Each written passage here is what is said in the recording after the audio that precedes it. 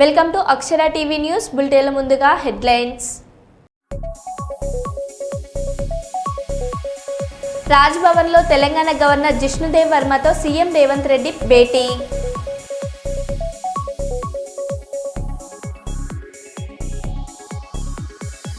మండల స్థాయి క్రికెట్ విజేతలకు బహుమతులను అందజేసిన జగిత్యాల డీఎస్పీ రఘుచందర్.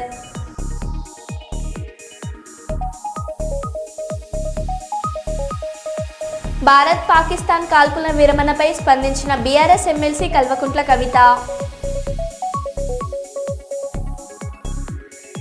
మంచిర్యాల జిల్లా కేంద్రంలో ఫ్లాట్లను కబ్జా చేసిన కాంగ్రెస్ నాయకులు.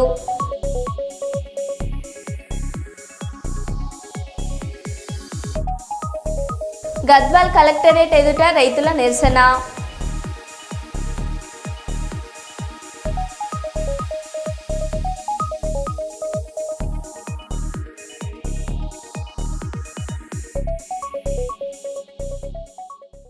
ఇక వివరాల్లోకి వెళ్తే, జగిత్యాల జిల్లా కొడిమ్యాల మండల కేంద్రంలోని జిల్లా పరిషత్ పాఠశాల ఆవరణలో గత 11 రోజులుగా స్థానిక మాజీ సర్పంచ్ పిడుగు ప్రభాకర్ రెడ్డి సౌజన్యంతో నిర్వహిస్తున్న మండల స్థాయి విలేజ్ టు విలేజ్ ఆటల ఫైనల్ ముగింపు కార్యక్రమానికి ముఖ్య అతిథిగా హాజరైన జగిత్యాల డీఎస్పీ రఘుచందర్ విన్నర్స్గా నిలిచిన విజేతలకు నగదు చెక్కులతో పాటుగా కప్పులను అందించారు. ఈ సందర్భంగా డీఎస్పీ మాట్లాడారు.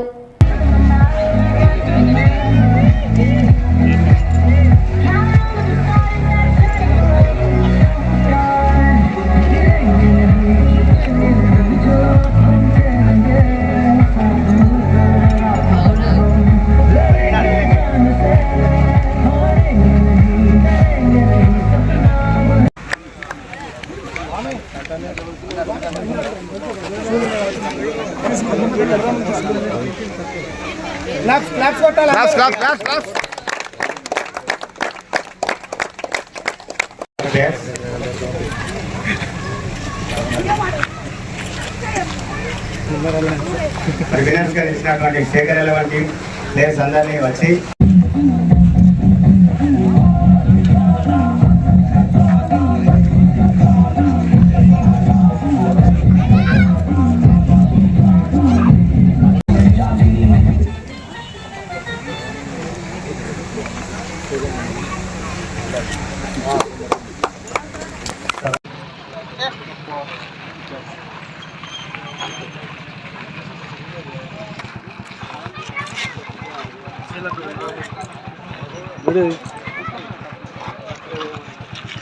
పత్రికా విలేకరులందరూ కూడా నమస్కారాలు.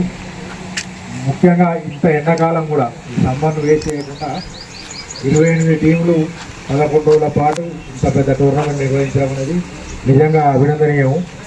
దీనికి ముఖ్య కారణం ఏంటంటే మన మండలంలో కావచ్చు, మన కొడిమ్యాల గ్రామంలో కావచ్చు, యువత చాలా మట్టుకున్నారు. అంటే దేశానికి యువత అనేది ఎంత ఇంపార్టెంటో అందరికీ తెలుసు, కొత్తగా చెప్పాల్సి అక్కర్లేదు. కానీ యువతను చెడదారి పట్టకుండా సన్మార్గంలో తీసుకెళ్ళడానికి ఇట్లాంటి క్రీడలు చాలా ఉపయోగపడతాయి. ఎందుకంటే ఈరోజు అంతా ఆన్లైన్గా నడుస్తుంది. ఆన్లైన్లో ఏంటంటే మనిషి నుంచి మనిషి సంబంధాలు కోల్పోతున్నాయి. ఎవరి ఫోన్ వాడు పట్టుకోవడం, ఎవరి రీల్స్ వాడు చూసుకోవడం, ఎవరి స్టేటస్ వాడు చూసుకోవడం, అంటే ఇంకొక మనిషితో స్నేహం అనేది క్రమక్రమంగా కనుమరుగవుతుంది. ఈ మానవ సంబంధాలను కలిపే శక్తి ఒక మన క్రీడలకే ఉన్నది. ఈ క్రీడలకు వచ్చినప్పుడు ఏంటంటే గెలవాలి, ఓడాలని కాకుండా ఇందులో పార్టిసిపేట్ చేయడం అనేది ముఖ్యం. 117 జీవోను రద్దు చేయాలి. ప్రభుత్వ ఉపాధ్యాయుల బదిలీలు పదోన్నతులపై షెడ్యూల్ విడుదల చేయాలని యూటీఎఫ్ రాష్ట్ర నాయకులు సురేష్, జిల్లా నాయకులు రవీలు కోరారు. ఈరోజు కర్నూలు కలెక్టరేట్ కార్యాలయంలోని జిల్లా విద్యాశాఖ కార్యాలయం ఎదుట 117 జీవోను రద్దు చేయాలని ధర్నా చేశారు. ఈ సందర్భంగా సురేష్, రవీలు మాట్లాడుతూ ప్రతి తరగతి గదికి ఒక ఉపాధ్యాయుని నియమించాలని, ఎస్సీఏలను యూపీ స్కూళ్లలో కొనసాగించాలని డిమాండ్ చేశారు. రావాల్సినటువంటి అవసరం ఉంది. ఇప్పుడు దాదాపు మన జిల్లాలో, ఉమ్మడి జిల్లాలో కాకుండా రకరకాలైనటువంటి ఏర్పాటు చేయడం వల్ల స్కూల్ అసిస్టెంట్లు 4000 దాకా, 4630 దాకా మిగులుతున్నారు. ప్రభుత్వము ఇమీడియట్ గా ఒక ఎత్తుగడ వేసింది, రద్దు చేసి మున్సిపాలిటీలు ఇవ్వడానికి చేస్తున్నటువంటి ఒక ఎత్తుగడ. కాబట్టి మన నంబర్ని ఇక్కడక్కడ తిప్పి మొత్తానికి ఈ రంగాన్ని, ఆ రంగాన్ని కాపాడుకుందాం. ప్రభుత్వ విద్యారంగాన్ని, ప్రభుత్వ విద్యారంగం పట్ల ప్రభుత్వ నిర్లక్ష్య వైఖరి, విద్యారంగం పట్ల ప్రభుత్వ నిర్లక్ష్య వైఖరి.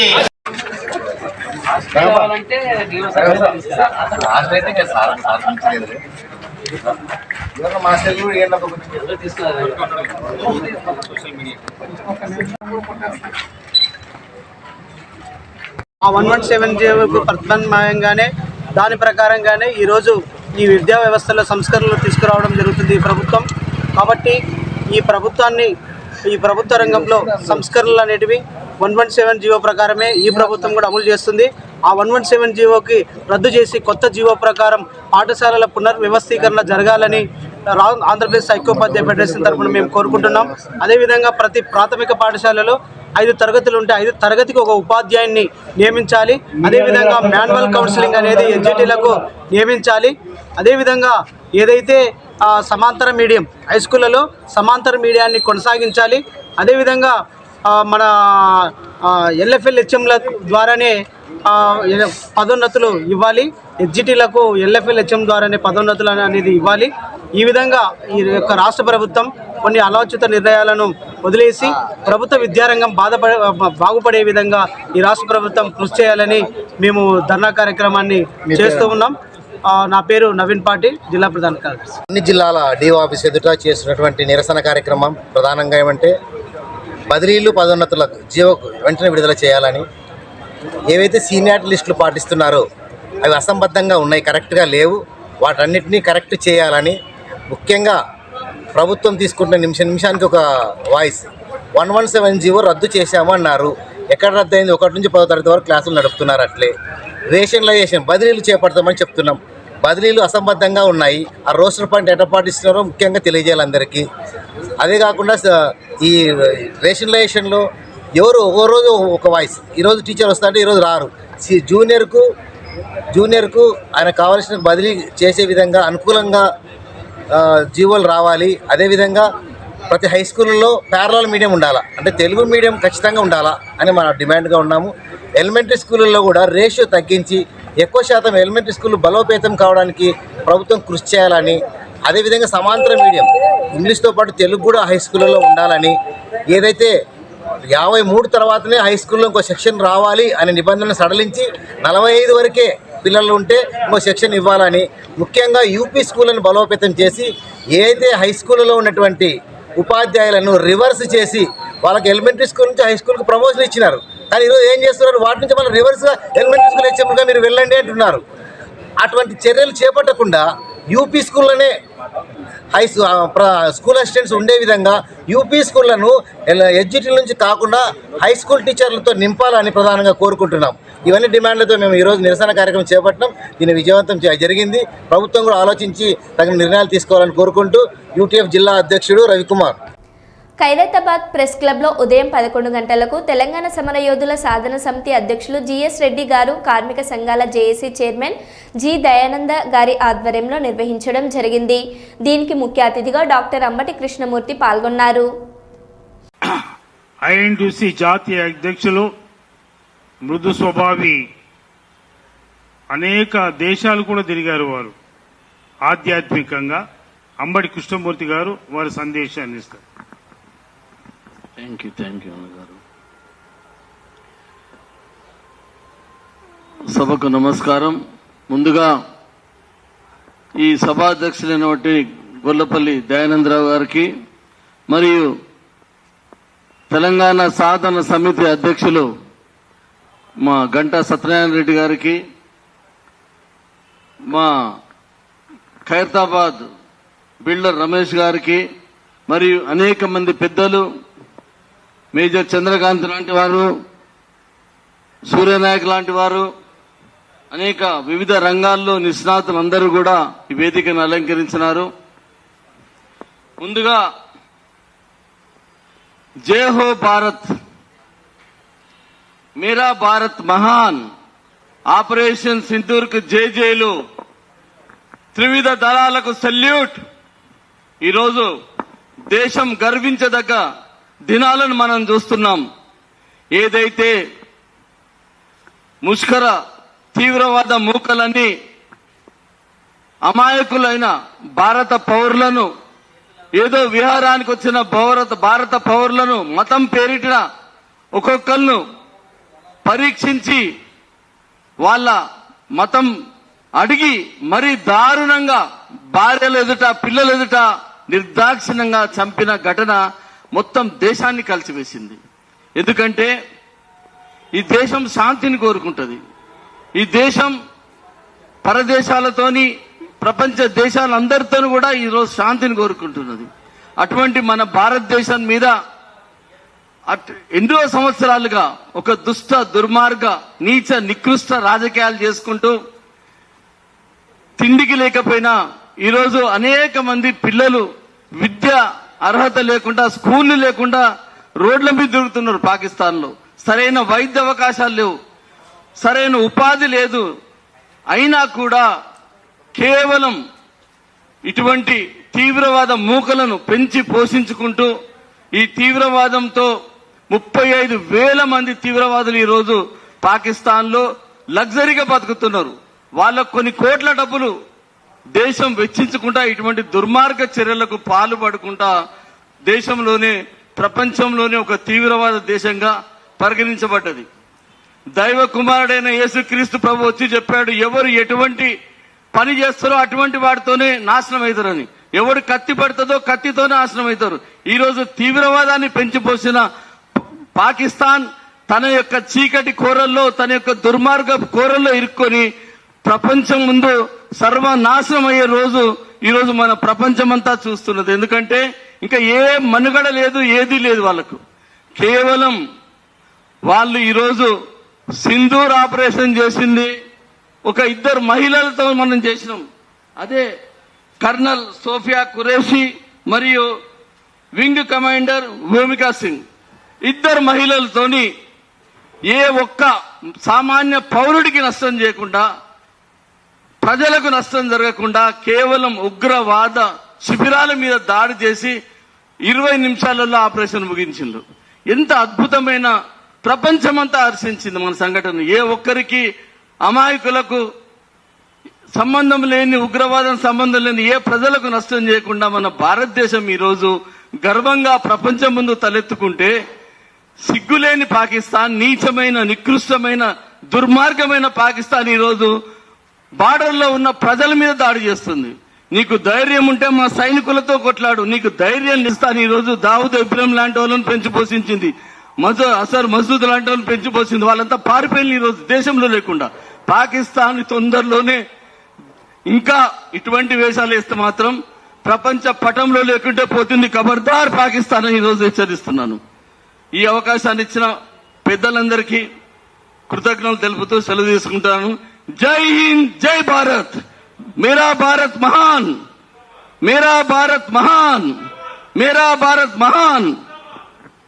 మా ప్రజల జీవితాలతో చెలగాటం ఆడితే ఖబర్దార్. రేవంత్ రెడ్డి చాడిస్ట్ సైకో కాబట్టే ప్రజల్ని ఏడిపిస్తున్నాడు.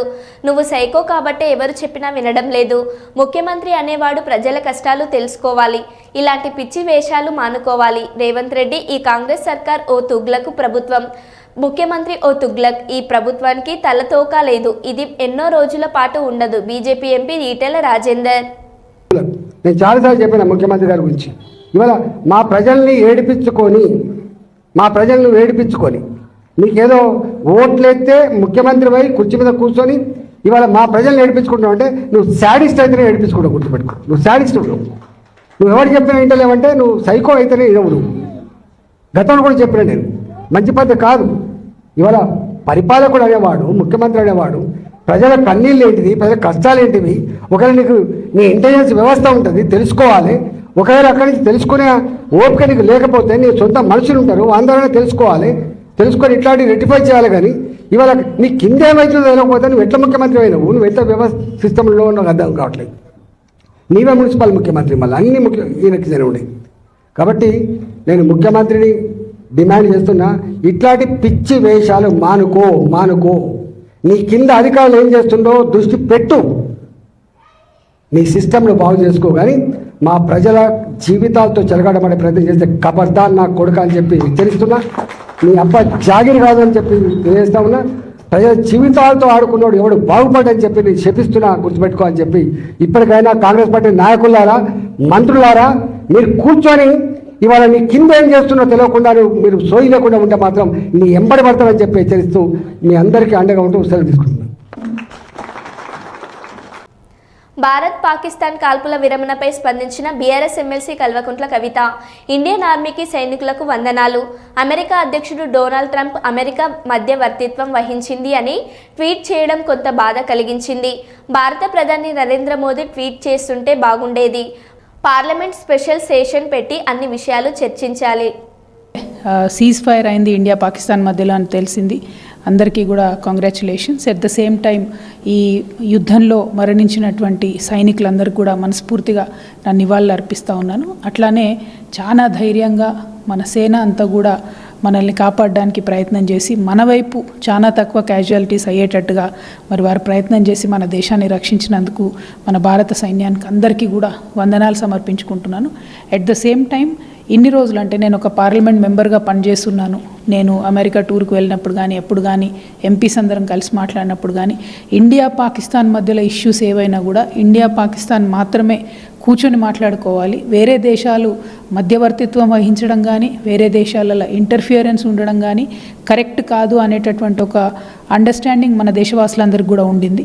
కానీ ఇవాళ సడన్గా డొనాల్డ్ ట్రంప్ గారు ట్వీట్ చేయడం, యుద్ధము ఆగిపోతుంది, సీజ్ ఫైర్ అయిపోతుంది, నేను మధ్యవర్తిత్వం వహించాము, అమెరికా మధ్యవర్తిత్వం వహించిందని చెప్పి వారు ట్వీట్ చేయడం కొద్దిగా బాధాకరంగా అనిపించింది.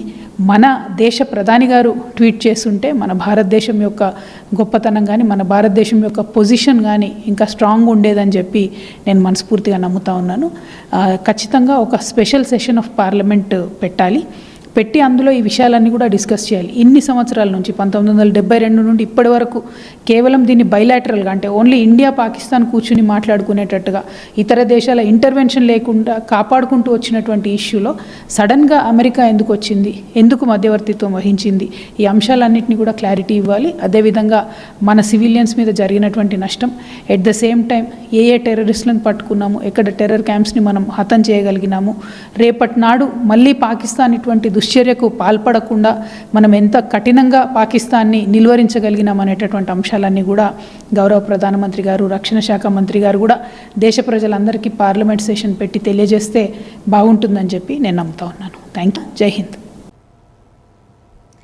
ఉపాధి కోసం వెళ్లి మస్కట్లో చిక్కుకున్న శ్రీకాకుళం జిల్లాకు చెందిన 9 మంది కార్మికులు కేంద్ర పౌర విమానయాన శాఖ మంత్రి కింజారపు రామ్మోహన్ నాయుడు చొరవతో తిరిగి సురక్షితంగా వారి స్వస్థలాలకు చేరుకున్నారు.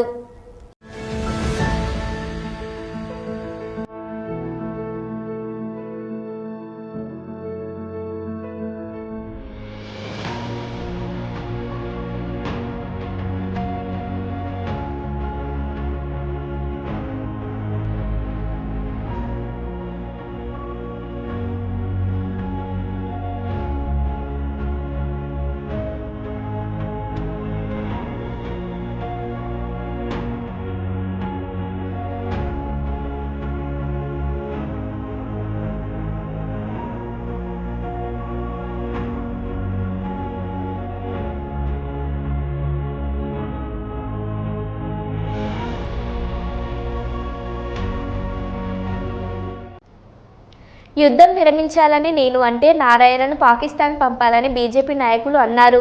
పీఓకే ఆక్రమించకుండా ఎందుకు శాంతి చర్చలకు వెళ్లారు? ఇప్పుడు మోదీని పాకిస్తాన్ పంపాలా? ఉగ్రవాదులు ఎప్పటికైనా ప్రమాదకరం. ఉగ్రవాదాన్ని అంతం చేసేందుకు కావాల్సిన ఏర్పాట్లు చేయాల్సిందే. భారత్ పాకిస్తాన్ నడుమ యుద్ధ విరమణ శాంతి చర్చలను స్వాగతిస్తున్నాం.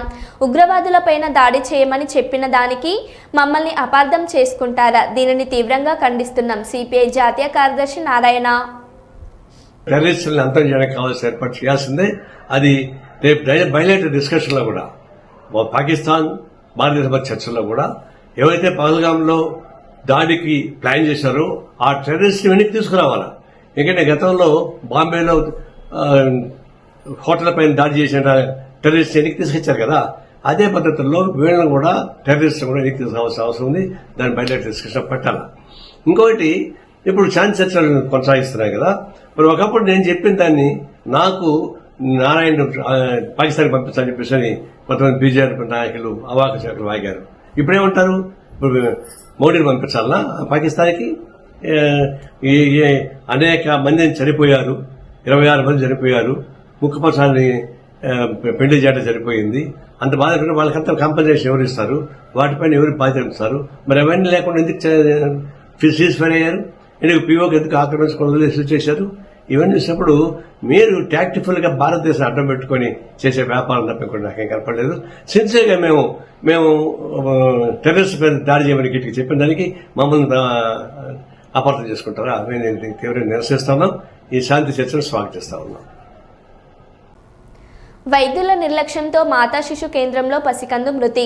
జగిత్యాల జిల్లా పెగడపల్లి మండలం సుద్దపల్లికి చెందిన రాజు జోష్న దంపతులకు శనివారం బాబు జన్మించాడు. ఆదివారం శిశువు అనారోగ్యంతో ఉండడంతో మెరుగైన వైద్యం అందించాలంటే ప్రైవేట్ ఆసుపత్రికి తరలించమని తల్లిదండ్రులు సూచించిన డ్యూటీ డాక్టర్ శిశువును ప్రైవేట్ ఆసుపత్రికి తరలించగా అప్పటికే పరిస్థితి విషమించడంతో తిరిగి మాతా శిశు కేంద్రానికి తరలించే సమయంలో మరణించిన శిశువు. మాతా శిశు కేంద్రంలోని డాక్టర్ల నిర్లక్ష్యం వల్లనే తమ బాబు మరణించాడని ఆసుపత్రి ఎదుట ఆందోళనకు దిగిన తల్లిదండ్రులు, కుటుంబ సభ్యులు ఆసుపత్రి వద్దకు చేరుకొని కేసు నమోదు చేసి వైద్యులపై చర్యలు తీసుకుంటామని హామీ ఇచ్చిన పోలీసులు.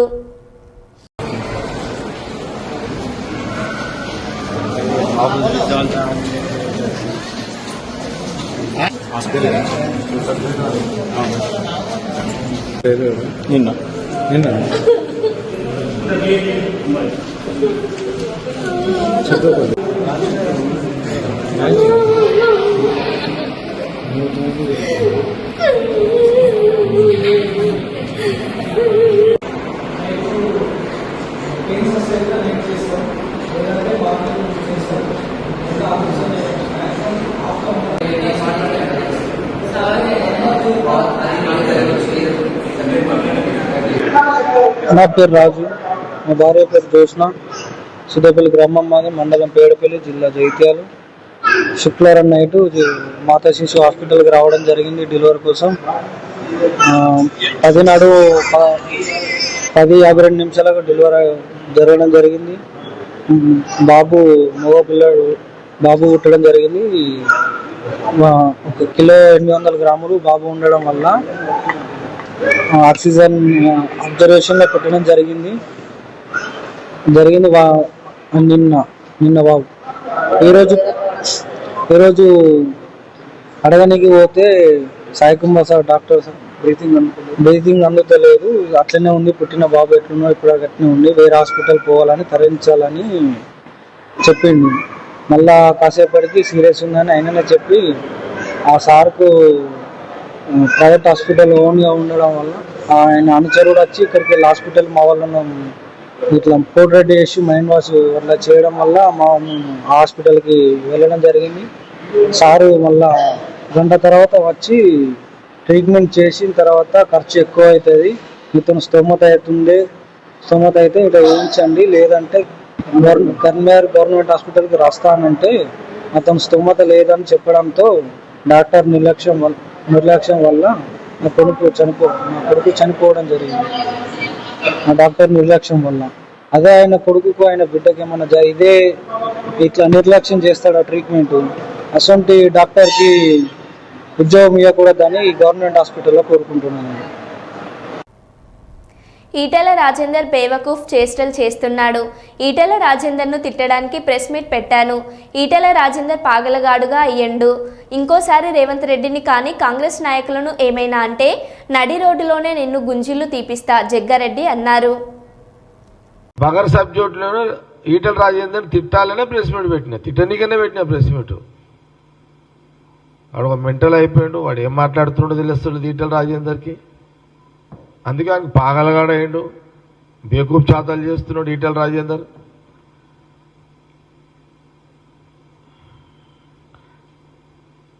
నువ్వు మళ్ళొకసారి కాంగ్రెస్ పార్టీ ముఖ్యమంత్రి రేవంత్ రెడ్డిని కానీ కాంగ్రెస్ పార్టీ నాయకులను కానీ మంత్రులను కానీ ఇట్లా మాట్లాడితే నీ నడి రోడ్డు మీదనే నిలబెట్టి గుంజీలు తీపిస్తాం నేను. బగర్ సబ్జెక్టులోనే ఈటెల రాజేందర్ తిట్టాలనే ప్రెస్ మీట్ పెట్టిన, తిట్టనికనే పెట్టిన ప్రెస్ మీట్. వాడు ఒక మెంటల్ అయిపోయాడు, వాడు ఏం మాట్లాడుతున్నాడో తెలుస్తుంది ఈటెల రాజేందర్కి. అందుకే ఆయన పాగలగాడేయండు, బేకూఫ్ చాతాలు చేస్తున్నాడు ఈటెల రాజేందర్.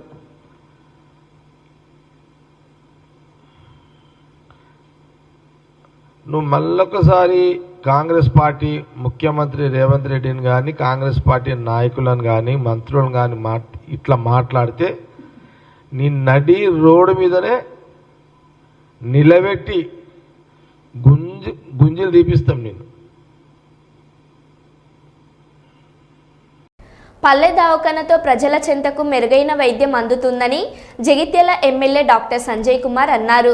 కేంద్ర రాష్ట్ర ప్రభుత్వాలు సంయుక్తంగా అమలు చేస్తున్న ఆయుష్మాన్ ఆరోగ్య మందిర్ కార్యక్రమంలో భాగంగా జగిత్యాల జిల్లా రాయకల్ మండలంలోని అయోధ్య అల్లిపూర్ గ్రామాలలో ఒక్కో గ్రామంలో 20 లక్షలతో నిర్మించిన పల్లె దవాఖానలను ప్రారంభించిన జగిత్యాల శాసనసభ్యులు డాక్టర్ సంజయ్ కుమార్. అయోధ్య పల్లె దవాఖానకు స్థలం ఇచ్చిన భూదాతలు ప్రభాకర్ రెడ్డి, శ్రీరంగారెడ్డి, పురుషోత్తం రెడ్డి, వినోద్ రెడ్డిలను సత్కరించిన ఎమ్మెల్యే. ఈ కార్యక్రమంలో DMHO Pramod, deputy DMHO Srinivas, MPDO Chiranjeevi, DE Milind, MPO Sushma, PACS చైర్మన్లు రాజిరెడ్డి, ఏనుగు మల్లారెడ్డి, రాజలింగం, మాజీ మున్సిపల్ చైర్మన్ మోర హనుమన్లు, పలువురు నాయకులు పాల్గొన్నారు. ఇక్కడ కార్యక్రమం ఒక 2 నిమిషాలు ఇవ్వండి దయచేసి, చాలా ముఖ్యం. ఒక డాక్టర్గా మీరు గెలిపించిన ఎమ్మెల్యేగా మాట్లాడతాం. మా సిస్టర్ అమ్మలు, ఆశమ్మలు అంతకుముందు ఏదో చిన్న గ్రామ పంచాయతీలో వాడు పంచాయతీ అనస్తాడు, వాడు పర్మిషన్ అని వస్తాడు, అటువంటి కాడ కూర్చొని మీకు టీకాలు వేసేది, మందులు వేసేది. ఇవాళ దవాఖాన అందరికంటే ఎక్కువ పనిచేసేది మహిళలకు, చిన్న పిల్లలకు. పైసలు ఉన్నోళ్ళు, పెద్ద రైతులు ఎడుకన పోతారు, అది వేరే విషయం. పేద వాళ్ళకి అత్యంత ఉపయోగపడుతుంది. గర్భిణీలు ఉంటే టీకాలు వేయాలంటే మనకి ఎంతో ఇబ్బందులు ఉంటుండే. ఇవాళ మనకి ఇక్కడ అన్ని సామాన్లు ఉంటాయి, అన్ని వ్యవస్థ ఉంటుంది. మీరు వచ్చి మంచిగా తల్లి పిల్లలకు టీకాలు వేయించుకుంటే ఎన్నో వ్యాధులు రావు. రోగాలు వచ్చేదానికంటే రాకుండా చూసుకోవాలి. చూసుకోవాలంటే కొద్దిగా చేతులు మంచిగా కడుక్కొని తినాలి, శుభ్రంగా ఇంట్లో మంచినీళ్ళు తాగాలి. దాంతో పాటుగా ఈ టీకాలు అనేవి కూడా చాలా ముఖ్యం. మరి ఇవాళ మన సిస్టరమ్మలు ఉన్నారు, ఆశామ్మలు ఉన్నారు. ఇవాళ నిన్న కూడా మాట్లాడితే ఏం చెప్పారు, ఎక్కువ మంది గర్భవతులు అయితే ఆపరేషన్లు ఏడైతున్నాయి భారతదేశం మొత్తం అంటే మన కరీంనగర్ జిల్లా చేస్తారు.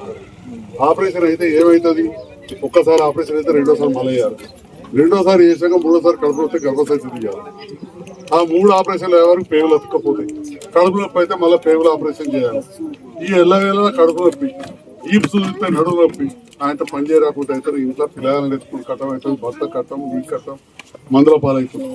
కాబట్టి మరో బులెటిన్లో మళ్ళీ కలుద్దాం. Stay tune.